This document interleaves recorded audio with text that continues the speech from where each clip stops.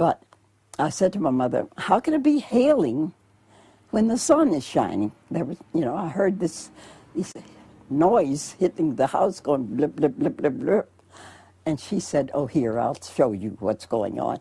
And she took me to the front window and had me peer through the blinds. And she said, that's a machine gun up there.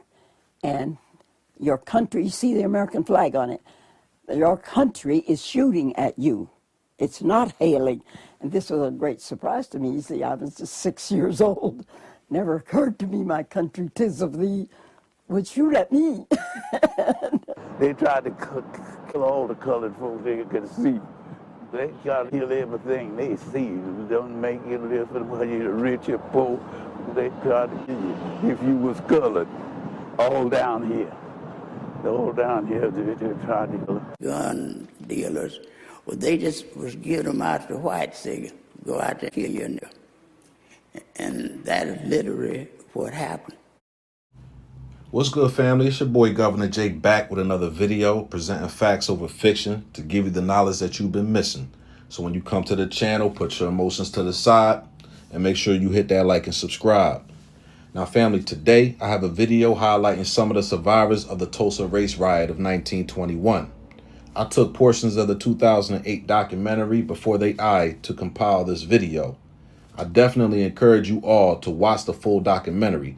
I'll put some links below in the description. Now, for this video, I just wanted to let the survivors speak and tell their stories as they survived the most heinous racial massacre in American history. As we know, the remaining survivors were denied reparations last summer by the Oklahoma Supreme Court. But as foundational Black Americans, we won't forget what happened to our ancestors, and we're going to keep fighting until we get what we are owed. So as you watch this video and you hear these stories, I hope it sparks a fire inside your heart or fans the flames of the fire that is already present. So without further ado, oh yeah, fair use, YouTube. You know what it is.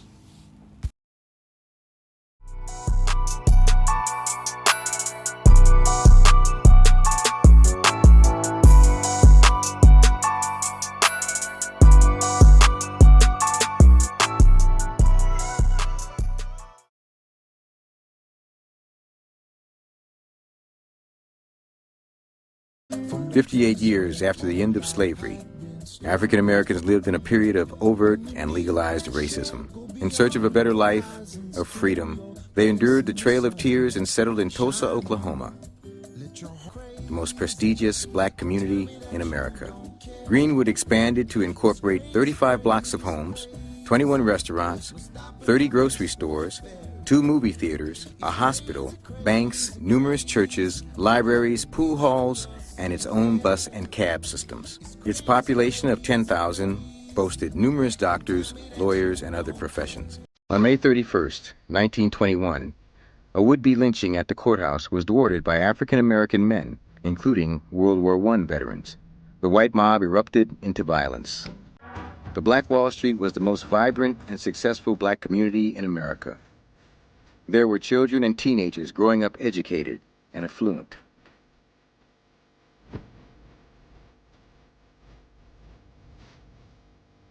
Everything was right there. So someone was asking me about going downtown in Tulsa.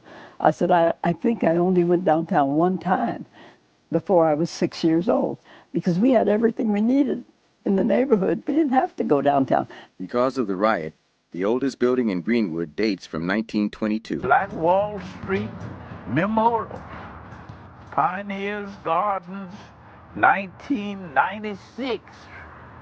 1996, it's Wall Street, that's Greenwood here. Greenwood here is our Wall Street. Yeah, we live like we're Wall Street. Cause a lot of folks was the oil city then. And a lot of folks come in from New York and Chicago. And we had a big time here on Greenwood. Oh yeah, oh yeah. It's the oil country, right? We was all right for a while. We was all right for a while. And old Nick come along and tore it up. These kids watched movies at Bill Williams' Dreamland Theater, the best Black-owned theater in the Southwest. They shopped at D.L. Hooker's general stores and watched him bring the day's profits to the bank by horseback. They received house calls from Dr. A.C. Jackson, who the Mayo brothers called the finest black surgeon in America. As teenagers, they frequented the luxurious Stratford Hotel and held their senior proms in its ballroom. They watched their older brothers and sisters propose in Williams' confectionery. They reveled in vibrant Greenwood nightlife that attracted musicians like Cab Calloway, high-stakes gamblers, and all kinds of entrepreneurs. Lawyer B.C. Franklin's son, historian John Hope Franklin, tells Congress about his father's experience during the Tulsa race riot. John Hope Franklin is the James B. Duke Professor Emeritus of History and was for 7 years a professor of legal history in the law school at Duke University. He's a native of Oklahoma and a graduate of Fisk University. He received his Ph.D. in history from Harvard. He is one of this nation's most distinguished historians of the African-American experience in the United States. Most relevant for the subcommittee, I must note that Professor Franklin's father was born in the Indian Territory, grew up in Oklahoma, and lived through the Tulsa race riot in 1921.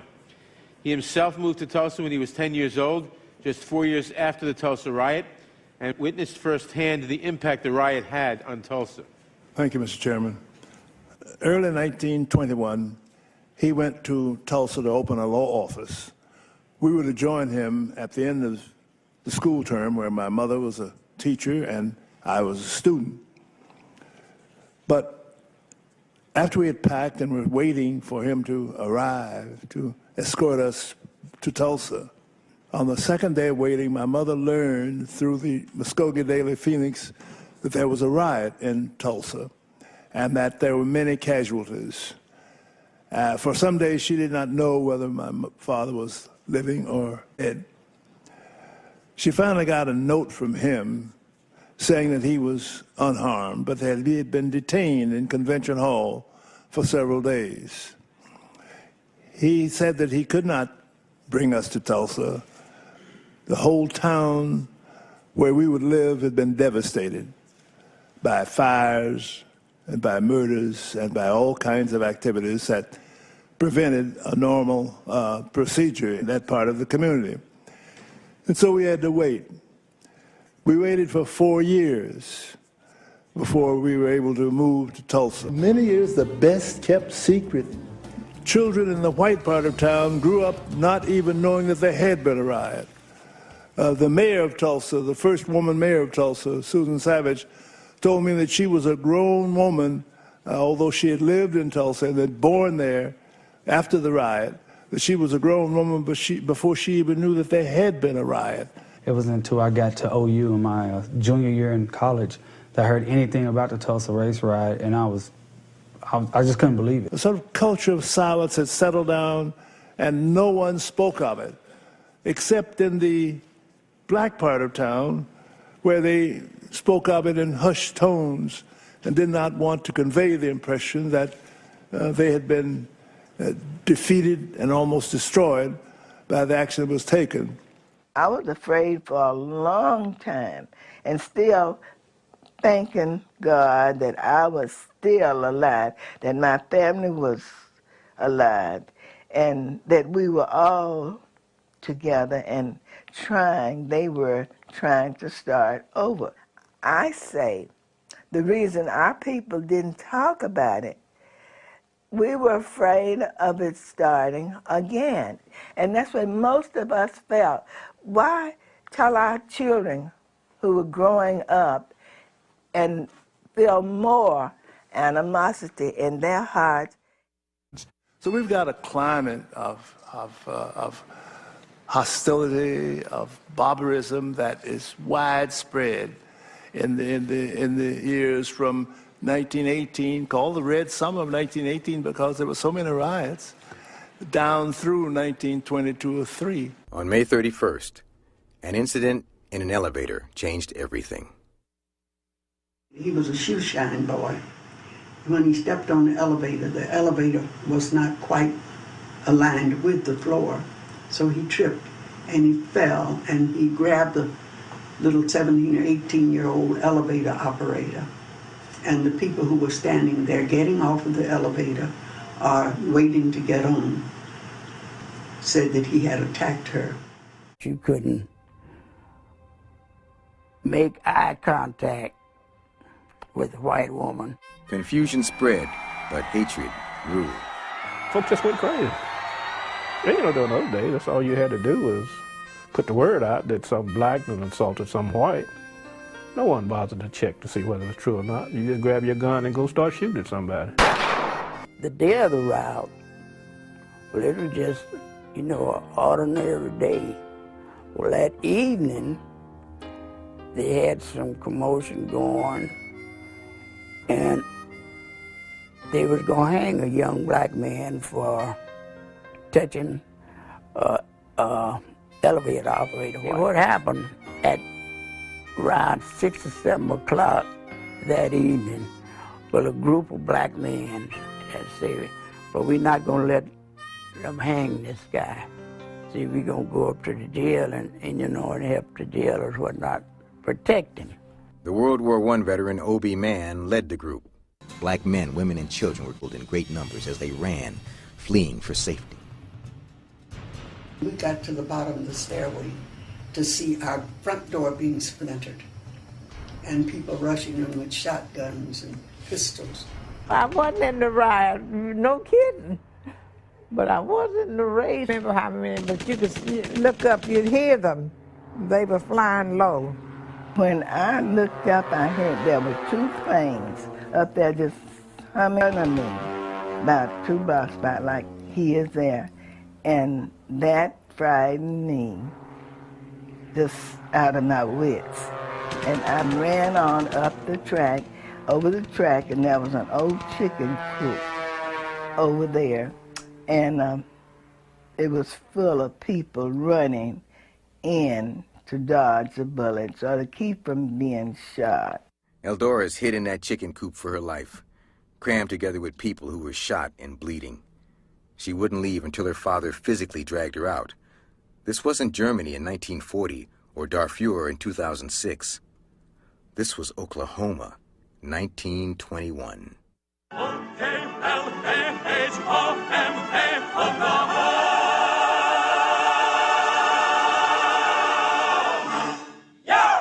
Oklahoma is not okay. Not even the Good Samaritans were safe. Otis Clark remembers the fate of a young man sent to get the ambulance from Greenwood's hospital. They could look over and see us trying to get the ambulance out of the back part of the funeral home. And they shot over there, hit the young man in the hand, and blood jumped out his hand while he's trying to unlock the door to get the ambulance out. By early in the morning of June 1st, most of the 10,000 residents of Greenwood had been forced out. The adults left behind homes and businesses they would never see again, and the children saw things they could barely describe. So they had taken the men and boys away, and there was nothing out there but women and children, and that's when they released the mob to go and do whatever they could, because nobody could fight back without any kind of weapons. And a lot of people in Tulsa had brought their children to watch the destruction of the black section.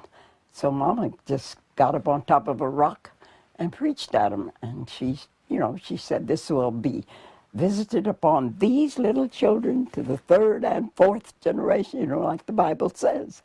I can think of no other, I don't know that there's anything that could happen where they bring their children to lynchings, pass out the body parts as souvenirs, and continue this kind of action in the face of what we ought to have in the way of law enforcement. There's no enforcement of anything in this period. It's the Clarence Day. Even if the government didn't plan the riot, they definitely would benefit from it. A second Oklahoma land rush would soon begin in Greenwood. With the land grab underway, the purpose of the riot became clear to many: to run the Negro out of Tulsa. The Dick Rowland incident was but a mere excuse to exorcise blackness from the Tulsa community. Some white people coming toward our house, and she put us under the bed when she saw them coming. You could see the blazes from where we lived over the hill. Looked like the whole world was on fire. The children of Greenwood watched as their fathers and older brothers were shot or apprehended. They saw the smoke from their downtown on fire. They stood outside in their pajamas as their homes were looted and burned.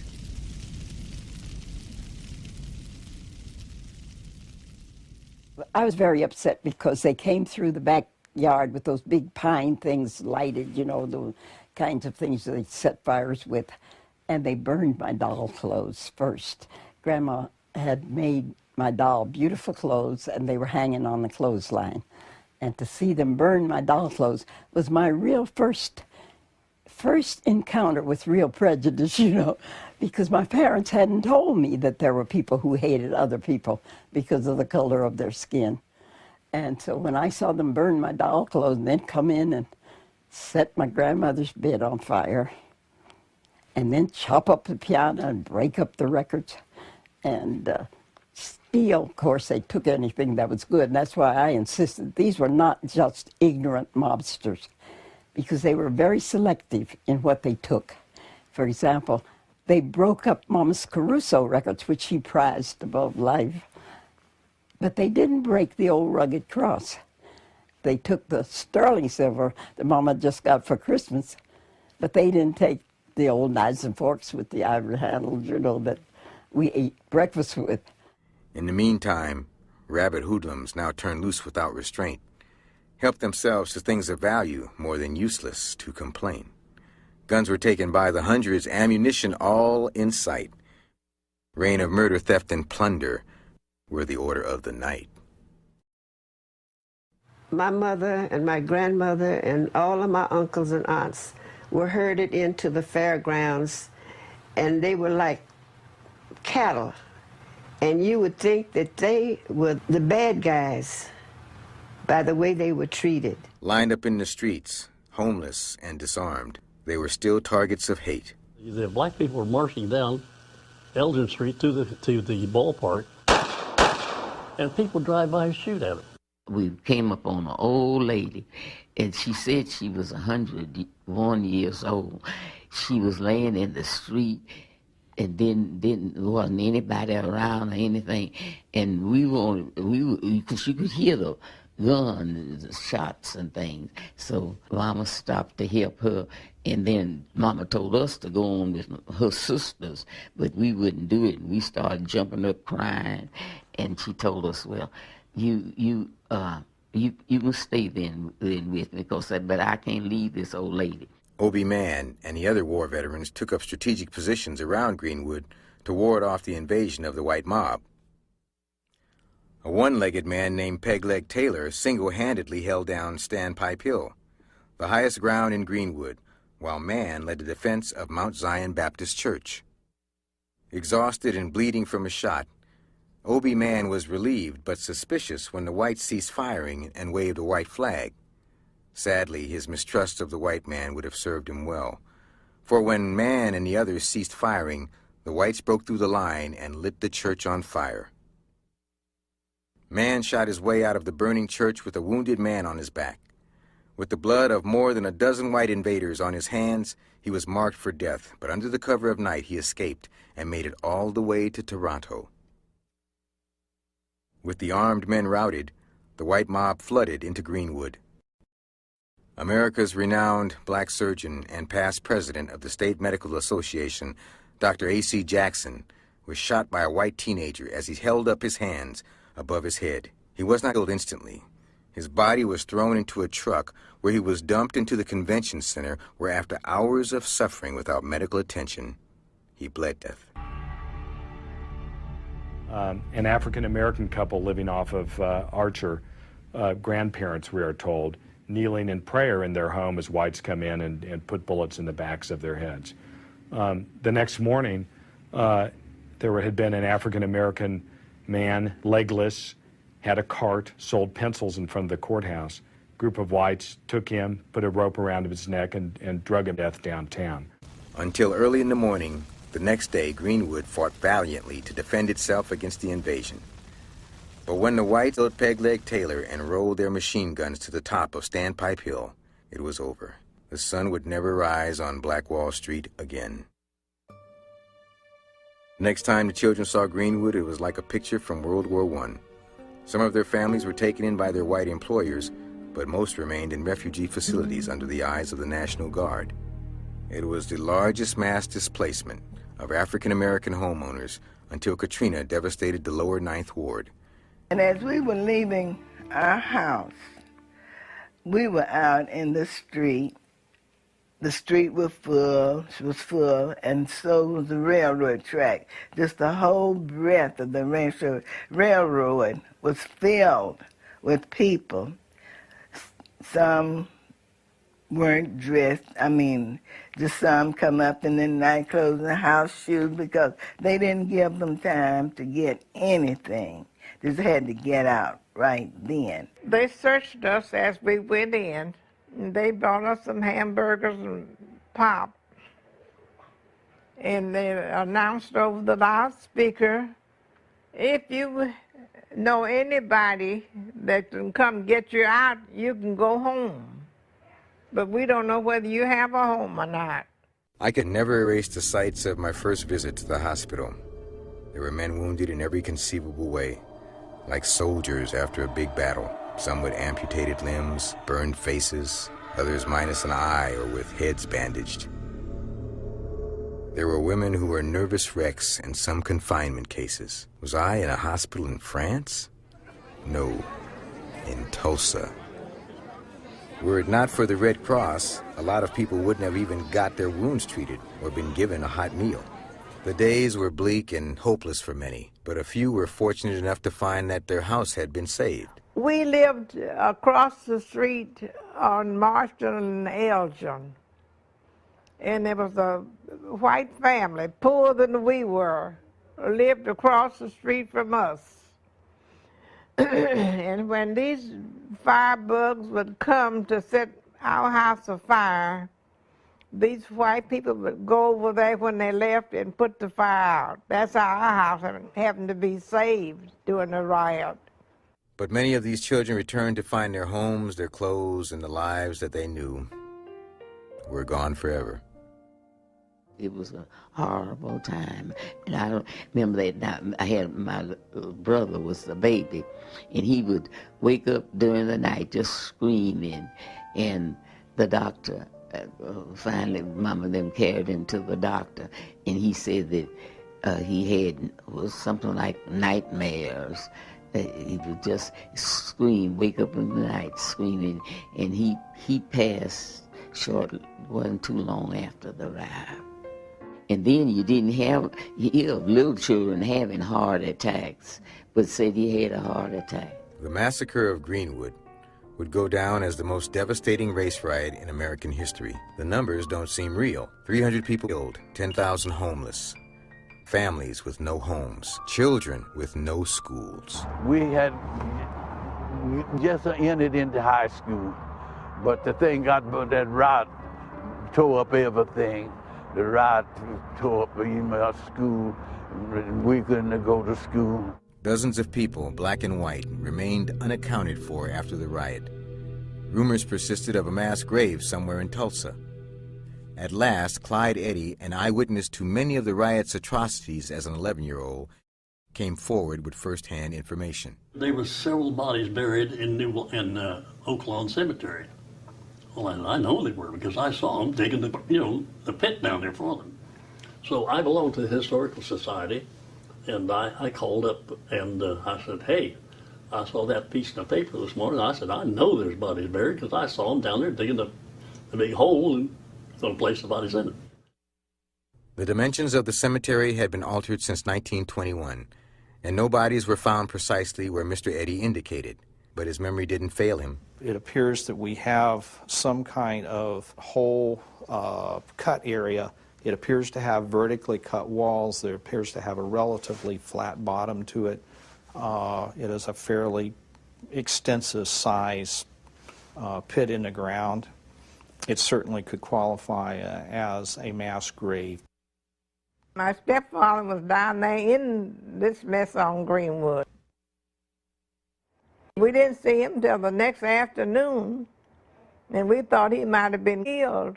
Finally, he came home, he was so tired. Mama said, where in the world have you been? Out to Oakland, digging graves. And the city of Tulsa still has yet to excavate the mass graves and give the bodies a proper burial. He lived right around the corner here, too. He lived right around there on Archie, and he got here. We didn't see him, though. All right, a lot of the older folks that stayed there, the Talbots, and the old folks that stayed around the corner there on Archie, we didn't see him no more. We don't know what come out of the folks. They tried to make out they put him in a graveyard. My grandfather, and they were telling me this, they was doing hay baling season. Now, he ran a hay baling crew. You know, they had the old hay baler that was, you know, you carried the hay to it. They'd crush up anything, just like a car crusher. You know. He baled a lot of bodies up. This is a real horror story. You don't listen to this. They said they brought several truckloads of bodies down there, and he just fed them through the baler. They say he must have, you know, fed probably close to 100 through the baler, and then there's another guy down there that raised hogs out from Boynton. They said they dumped a lot of them in his pen, go out after the hogs, eat all the meat off the bone, take the bones, and that's what they made the lasso. Nobody really knows the exact number of people who fell in that riot, so there was always some doubt about whether the young men who came back from World War I had been able to protect themselves to the extent of wiping out some of those marauders. They didn't want that to be public knowledge, and up to this day it isn't public knowledge. We don't know how many people perished. And we put up a good struggle, but we didn't have the material and the weapons to win with. And just in my thoughts now, I think that was a good thing, because if we'd had more ammunition, more material, it would have been a bigger disaster than what it was. This wouldn't be the first time they gave out reparations for mistreating somebody. See, and if the truth be said, that America owed something to everybody in America, because everybody in America helped build it. Whatever the contribution was, it's not just the Rockefellers and the Hearst and big peoples that build and make this big money and you hear about them, but it's the people that's down you don't hear about, and sometimes you don't see them. Back in Tulsa, the city finally recognized the Americans who had lost family and property due to government action or inaction. But they didn't get reparations, college scholarships, or even an apology for surviving the worst race riot in American history and 80 years of racism. Instead, they got a shiny brass medal. I never learned what the medal stood for. We wasn't getting what the medal was supposed to be standing for. It's sad that it's taken 75 years for anybody to even mold a medal to give the survivors. And not only that, but the question, when it comes to reparations, people always think of money, some monetary value, but we don't have a problem with sticking money into molds of brass or clay or whatnot. We don't really need any more monuments for the survivors. There are people, we know that they exist, we know what they came through and those types of things. However, we need for them some type of reparation that will make them happy and satisfied, not ourselves. This medal, which says that it's a Medal of Distinction, Oklahoma Medal of Distinction, survivor of the 1921 race riot. So, in a way, it's an admission that our country was not all paradise. And I thought that was important. It was more than about whether or not they get a gold medal, whether they get an apology, or how much money they get. It's about justice. Well, the government was standing by when they were destroying our community. was no policeman. The fire department didn't answer any calls. And the flame just enveloped our whole community. And we had to run for our lives. I expect to be treated fairly. But to go and just burn people's homes down without any cause, they didn't have any reason for burning our homes down. In Tulsa, the oil capital of the world, I just think the city, the state, this should have done something about it. All this property up here belonged to my grandparents, but they run this freeway right over it, and they haven't given us nothing. Accused of destroying their own community, they knew seeking justice would be impossible, but still they tried. The victims filed more than 100 lawsuits, but the state legal system was made up of the same kind of people who ran Tulsa. Every one of the lawsuits failed. So it was just decline. And the statute of limitation, I guess that's the law. I can't argue with the law. But, like I said, I've learned how to roll with the punches and get the best out of life I can. So this is just another setback. See, we've been waiting for all these years just to get a chance to get it out in the open. See, it's never been out in the open like it is now, because there wasn't nobody to tell it to.